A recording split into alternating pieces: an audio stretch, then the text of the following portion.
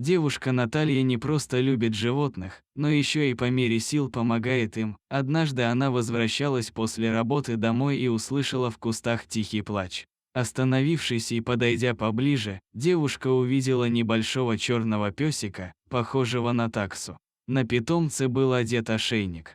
Значит, хвостик сбежал от хозяина или его просто вышвырнули на улицу.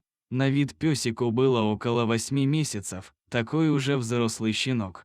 Малыш держал на весу переднюю лапку, видно, повредил где-то. А еще он дрожал от холода и заискивающе смотрел на Наталью. Девушка поняла, что такому доброму и нежному питомцу тяжело придется выживать на улице, да еще в надвигающиеся лютые морозы. Она взяла кроху на руки и понесла домой. Песик был несказанно рад и норовил лизнуть Наталье то руки, то лицо. Но девушка понимала, что не может навсегда оставить этого милого кроху. У нее дома и так обитает собака, котейка и попугай. Проблема даже не в количестве обитальцев, а в том, что Наталья вынуждена ездить в командировки. Пока она отсутствует, то за живностью присматривает соседка, а нагружать женщину еще одним питомцем Наталья не может.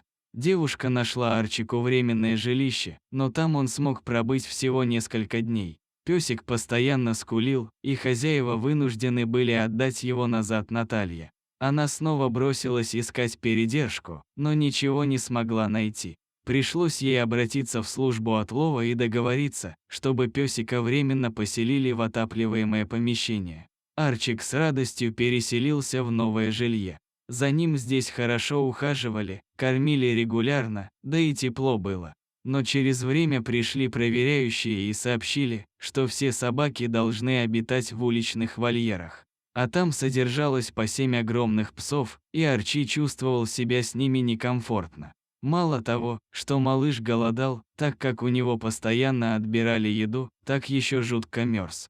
Ведь на дворе стоят трескучие морозы, и температура опускается в ночное время до минус 15 градусов. Наташа очень переживала за своего подопечного. Она попросила Юлю, у которой уже жил Арчик, чтобы она снова временно приютила его.